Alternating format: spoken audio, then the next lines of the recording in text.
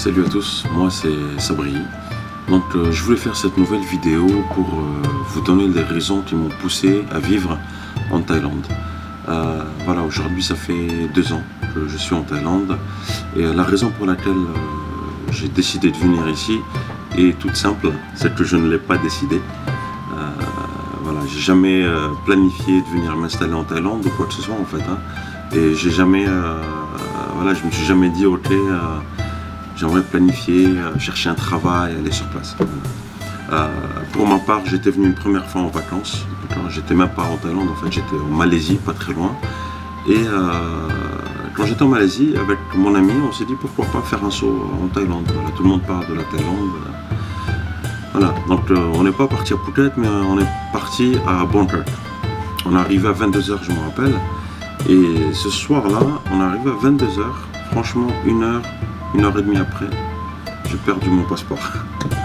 Voilà, donc c'est de là que tout a démarré. J'ai perdu mon passeport. Voilà, on avait prévu de rester une journée ou deux en Thaïlande, à Bangkok, et partir à Hong Kong. On voulait faire un petit tour d'Asie. Et c'est de là que tout a démarré. Donc j'ai perdu ce fichu passeport dans le taxi et je ne l'ai plus retrouvé.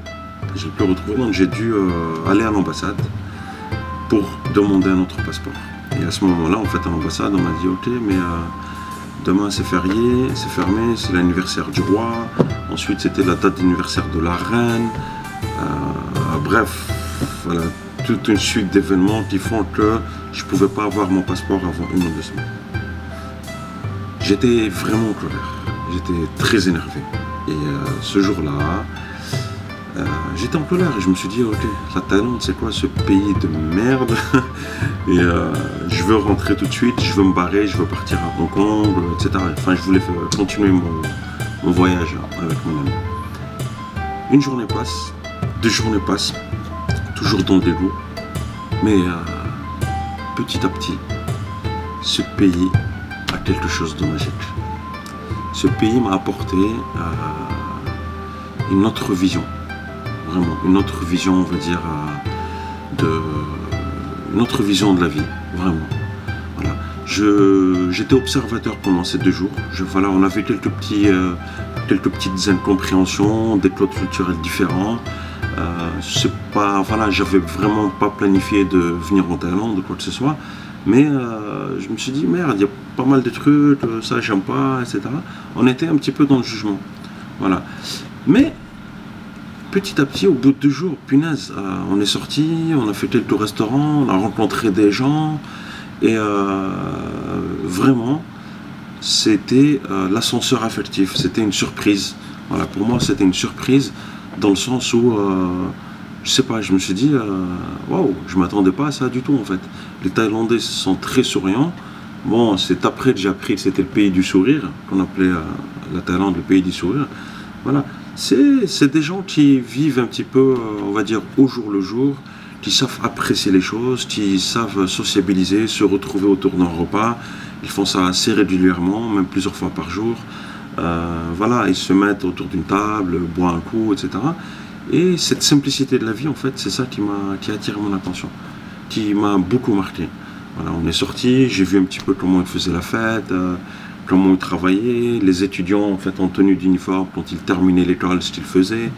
Et voilà, après 1 semaine, franchement, je ne sais pas ce qui s'est passé dans mon cerveau, mais je me suis dit, ok, ce pays-là, je veux vivre ici. C'est simple, hein. Franchement, ça s'est fait en moins d'1 semaine. Et ouais, voilà, j'ai eu mon passeport 1 semaine après, mais punaise, quand j'ai eu mon passeport, on est rentré en France, parce que voilà, mes vacances étaient limitées.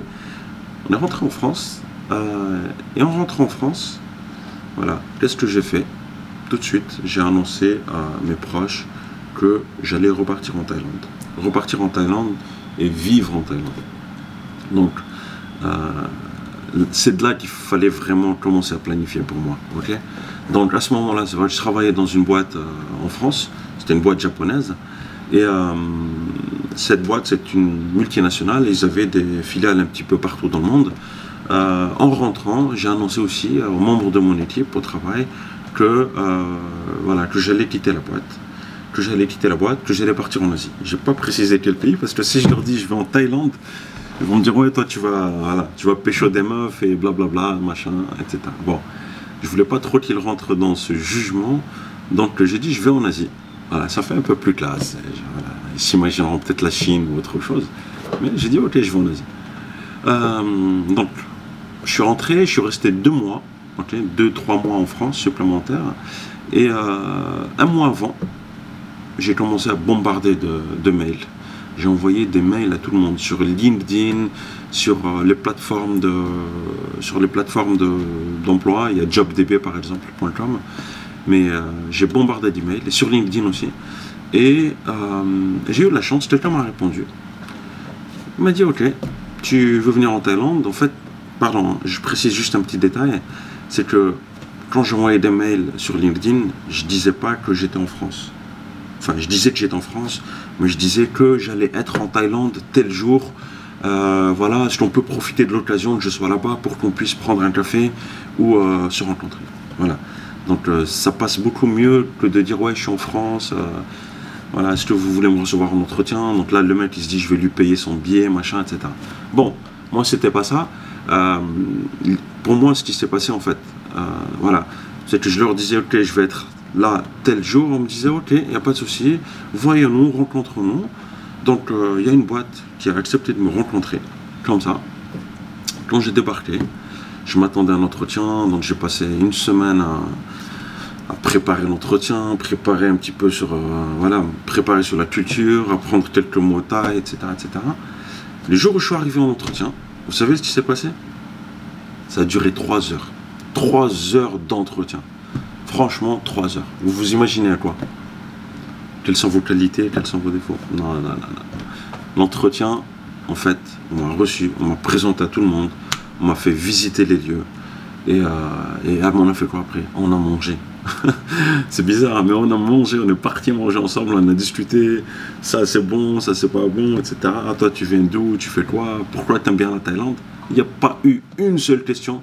Quelle santé, qualité, quelle santé, défaut, quelle santé, machin, voilà. Bref. Donc c'était plus, ils ont favorisé, privilégié l'aspect, on va dire, relationnel.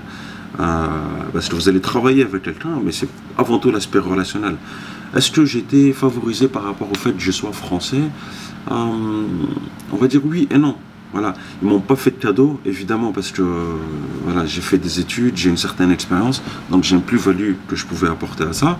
Mais aussi, je pense que l'aspect, enfin, culture européen français, dans une boîte où il y avait peut-être 2 ou 3 Français, c'était une boîte de 300 ou 400 personnes à peu près. Voilà, peut-être qu'un Français, ça pouvait peut-être apporter une touche supplémentaire à l'équipe, voilà. Apporter une vision, on va dire, différente. Bon, j'allais pas innover, tout changer dans la boîte, hein, mais voilà, ça fait toujours plaisir d'échanger avec quelqu'un d'Europe, échanger sur les idées, etc.